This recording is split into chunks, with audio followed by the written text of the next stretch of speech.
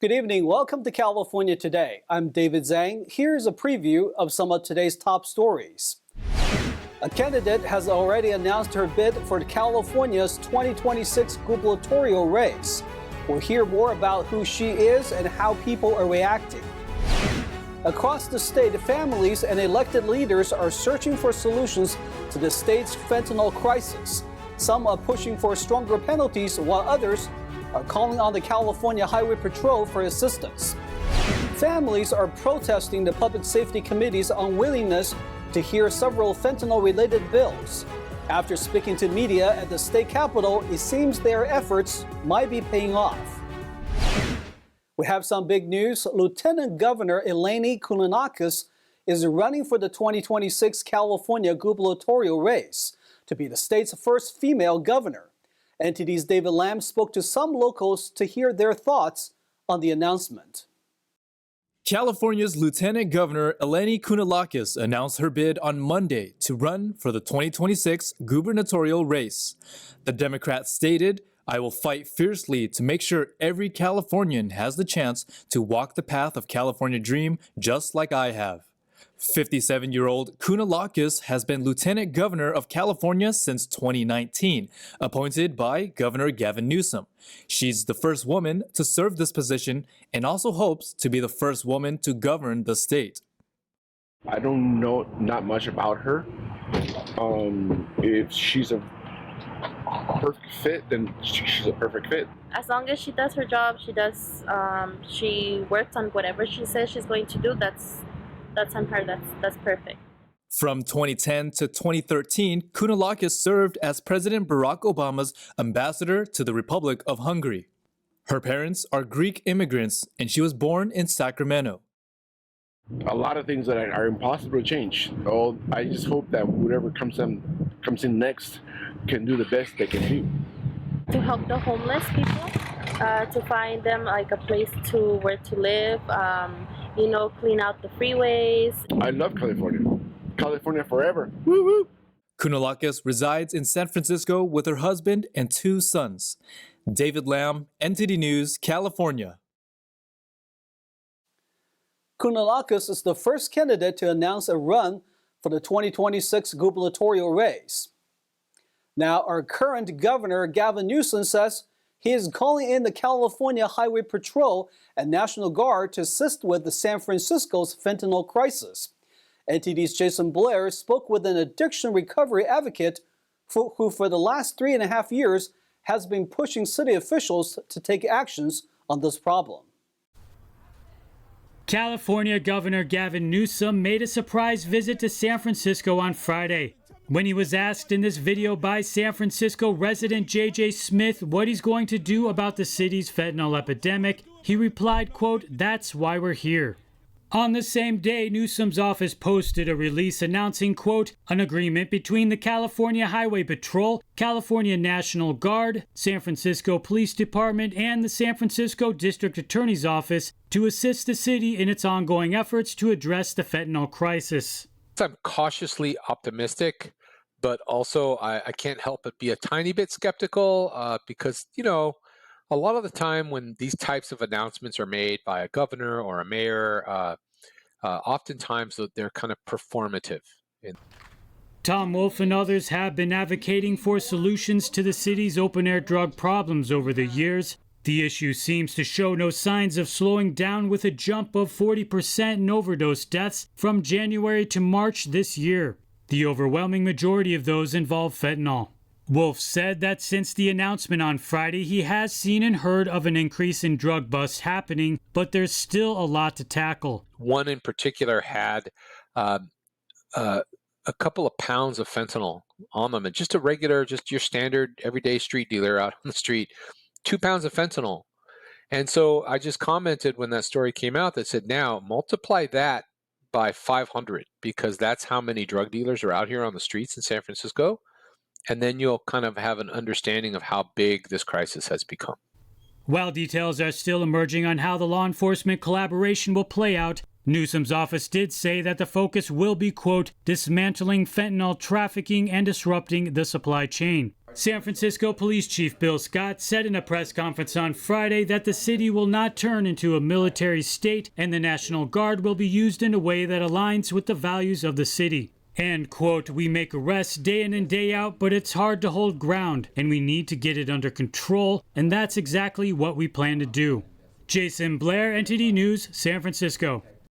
On the state level, California families and some lawmakers are also concerned about the dangers of fentanyl. They are protesting a recent decision that shelved bills aimed at tackling the drug crisis. Let's hear some of the personal stories they shared in front of the state capitol. California families who have been affected by fatal fentanyl overdoses joined lawmakers in front of the state capitol in Sacramento on April 18th to protest the Assembly Public Safety Committee. The crisis is an understatement. Our kids are dying. The days of recreational drug use are over. One pill can kill, and we have to start acting and treating this issue differently than it's ever been treated before. Our kids are dying, and for the chairmen of the Public Safety Committee of the Assembly and the Senate to sit on these bills is unconscionable and a dereliction of duty. And we are demanding that they pass the bills. Last month, chair of the committee, Democratic Assemblyman Reggie Jones Sawyer vetoed multiple bipartisan fentanyl bills proposed by legislators. In an emailed statement to the Epoch Times, he says, quote, "Moving forward, I intend to work on this issue by bringing those who understand the causation, prevention, and treatment components together with policymakers to ensure we have a tactical solution in hand." But families and other lawmakers say the increase in fentanyl overdoses needs immediate attention. California is in the midst of a fentanyl crisis that is wreaking havoc in communities across our state. Fentanyl is now the leading cause of death for young adults in the United States, surpassing suicides, gun violence, and car accidents. This crisis demands immediate attention and action. As each voice approached the microphone, each story offered a glimpse into the sorrow felt by families and friends affected by the drug. I speak about my son just about every day, and it never gets easier. Zach was an incredible young man. He was only 17 when a counterfeit pill made of fentanyl killed him on December 27th of 2020. The last day I saw my son alive was Christmas. I never imagined that 2 days later, I would see him wheeled out of his home in a body bag. Families should not be dealing with this. This is a new crisis. It requires all of us working together to solve it. My son's story is so common. I know so many parents in our state whose stories are so similar. Didier stresses the need for support from state representatives. Natalie Page, who lost her brother to a counterfeit pill, says he bought his last pills from a, quote, trusted friend who was his drug dealer. My brother did die from taking a drug that was laced with 1,600 milligrams of fentanyl. My brother never had a chance once he took that pill. My brother had no idea that the drug he was taking was laced. Today, I say it out loud that I am sick of all the heartache and pain that fentanyl has brought to my family, my community, and to my future of my children. I demand that the Public Safety Committee act on the subject of fentanyl. Hold dealers accountable. Stop enabling. This has nothing to do with Democrats or Republicans. According to the U.S. Drug Enforcement Administration, the access to illicit narcotics has increased with the advent of social media, and more than 98% of all pills sold on such platforms are fake. The California Department of Public Health reported that nearly 6,000 people died from fentanyl in 2021, which is a 50% increase from 2020. And according to the CDC, California has the highest amount of drug overdose deaths in the nation. It seems the Assembly Public Safety Committee is listening. Following this press conference we just heard about, the committee announced a special hearing scheduled for April 27th for the 5 fentanyl-related bills it had previously shelved. A fire at California's Disneyland over the weekend.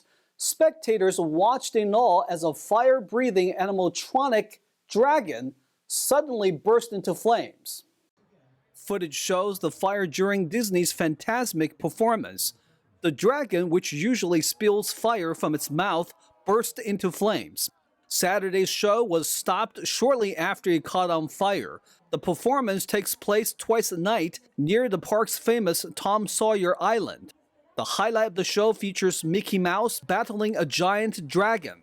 But Mickey reportedly vanished from the stage as soon as the dragon's head became engulfed in flames. The extent of the damage wasn't immediately known. According to local fire department, no injuries were reported. Disney said the company will temporarily suspend some fire effects similar to the ones used in Fantasmic worldwide. We'll take a short break now, but here's a look at what we have for you when we come back. A Southern California doctor is facing federal charges for money fraud. He is being charged for using hundreds of millions of dollars of pandemic-related funds for high-risk trading. And a spiritual group in California is commemorating the anniversary of a peaceful appeal in China. They still face persecution even after 2 decades. Those stories and more coming up on California Today.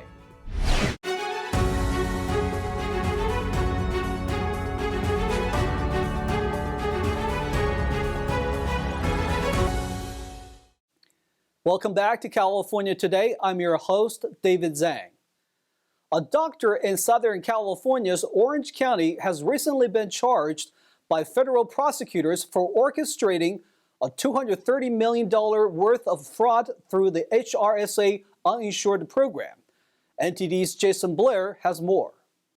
Charges were announced against a California doctor on Thursday, alleging he ran $230 million worth of medical fraud during the COVID-19 pandemic. The Department of Justice said the charges are part of a coordinated nationwide effort to fight COVID-19 healthcare fraud. According to the DOJ, Dr. Anthony Hyde Zinn of Orange County allegedly billed the government through the HRSA uninsured program with insurance claims for patients who actually either had insurance, were never treated, or had treatments that weren't medically necessary. The HRSA uninsured program was intended to provide reimbursement to medical providers that treated uninsured patients for certain COVID-19 related treatments during the pandemic. Authorities say Zinn was the second highest biller to the program in the country. He allegedly used over $100 million of this money for high-risk options trading.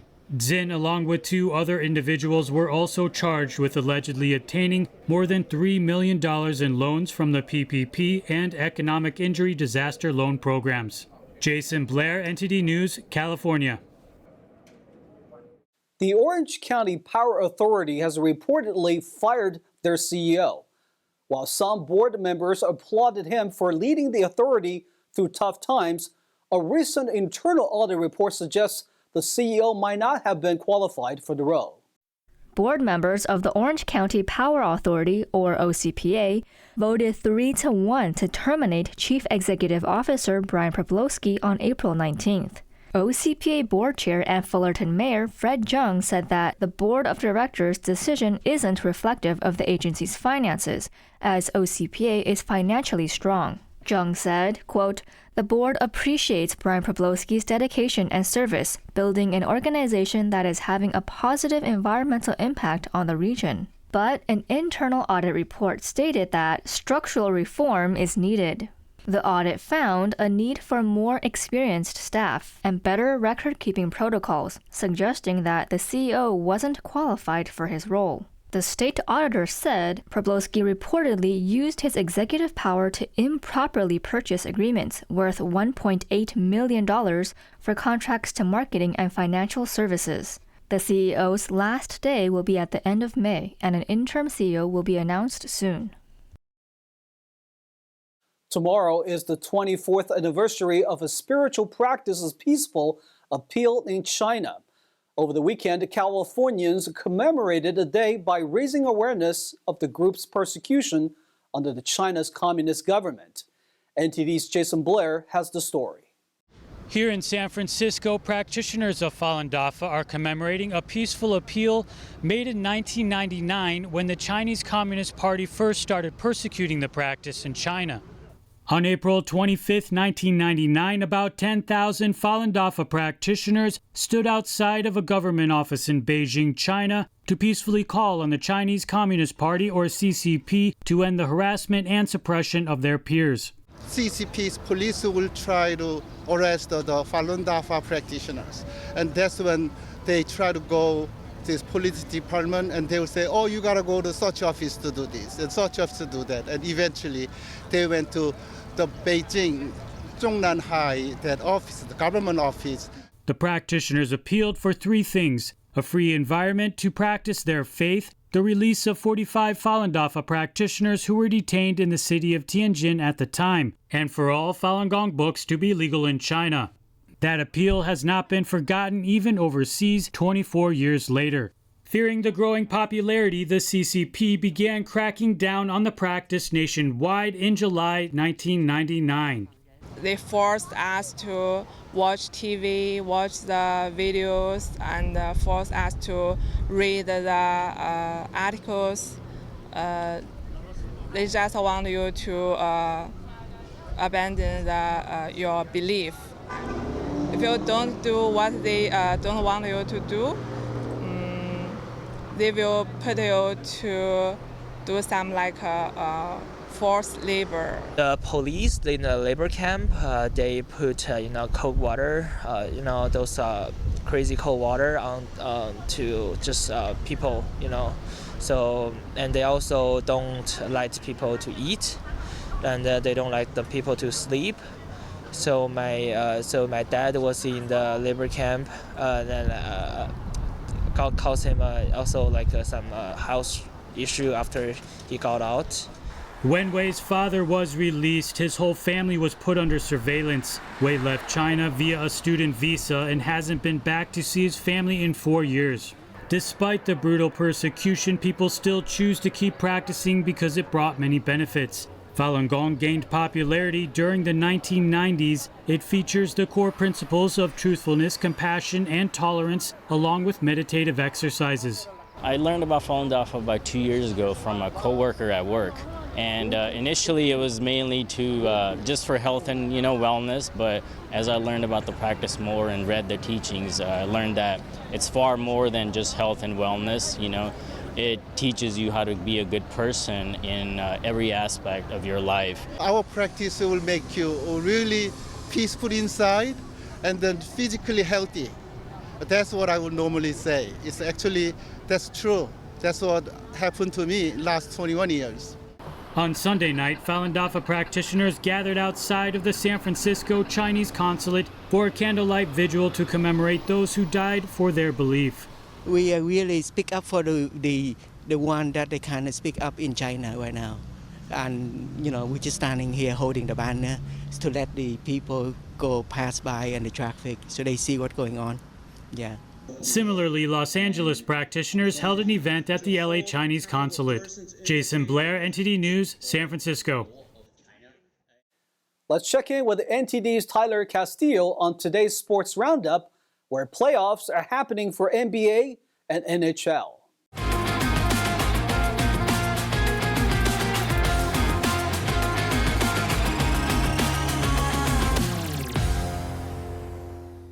Let's dive into the sports roundup for today. I'm Tyler Castillo. Stephen Curry had a team-high 32 points, and the Golden State Warriors overcame a timeout violation in the final minute to hold off the Sacramento Kings on Sunday afternoon in San Francisco. The Western Conference first-round series is tied 2-2, with the home team having won all 4 games. The next game will be Wednesday night in Sacramento. The defending champs led 126-121 and had the ball with under 45 seconds left, but Curry called a timeout when the team had none left. Malik Monk hit the technical free throw and Aaron Fox buried a three-pointer to draw the Kings within 126-125. Curry then missed a short jumper, but after a timeout, Harrison Barnes misfired on a buzzer-beating three-pointer. Klay Thompson added 26 points for the Warriors. Fox led the Kings with 38 points and 9 rebounds. Keegan Murray had 23 points, Monk 16, and Domantas Sabonis finished with 14 points, 8 assists, and 7 boards. Warriors 126, Kings 125. Anthony Davis dominated with 31 points, 17 rebounds, and 3 block shots to lead the host Los Angeles Lakers to a victory over the Memphis Grizzlies on Saturday night. LeBron James added 25 points and 9 rebounds as the Lakers took a 2-1 lead in the Western Conference matchup. D'Angelo Russell had 17 points, and Rui Hachimura scored 16 for Los Angeles, which led by as many as 29 points in the wire-to-wire victory. John Morant was cleared to play less than an hour before tip-off for the Grizzlies and had 45 points, 13 assists, and 9 rebounds. Memphis' Dillon Brooks was ejected after drawing a flagrant 2 foul for delivering a blow to the groin area of James in the second half. Brooks had just 7 points on 3 of 13 shooting before his departure. Lakers 111, Grizzlies 101. Kevin Durant recorded 31 points, and Devin Booker added 30 points as visiting Phoenix got past shorthanded Los Angeles in Game 4 on Saturday night. Russell Westbrook scored 37 points for the Clippers, but his stellar play in the series has not been able to overcome the loss of 2 Los Angeles stars. Paul George has not played since March 21st, and Kawhi Leonard has not played in either of the last 2 games of the series. Both players are dealing with knee injuries. Suns 112, Clippers 100. Zach Hyman scored in overtime to lift the visiting Edmonton Oilers to a 5-4 win against the Los Angeles Kings in Game 4 on Sunday night. The Oilers evened the series 2-2 heading to Game 5 on Tuesday night in Edmonton. Edmonton goalie Stuart Skinner stopped 8 of 11 shots in the first period, before he was replaced by Jack Hamill, who finished with 27 saves. Jonas Korpisalo made 37 saves for the Kings, and Kevin Fiala contributed 2 assists as he's made his playoff debut for LA after missing the past 3 weeks with a lower body injury. The Oilers erased a 3-0 deficit by scoring 3 straight goals in the second period. In the third period, Evander Kane did tie the game 4-4 as he got off the rush. Oilers 5, Kings 4. And that is all for the Sports Roundup for today. I'm Tyler Castillo. That's all we've got for you tonight. We would like you to join us again on California Today every weekday at 8:30 p.m. Make sure to check out our broadcasts on our California Today webpage. You can find it at ntd.com/California-today. You can also find all of our top latest clips there, ready to share with friends and family. Send us a message on Twitter, Facebook, or Instagram, or through our email, california.today@ntd.com. I'm David Zhang. Have a wonderful evening.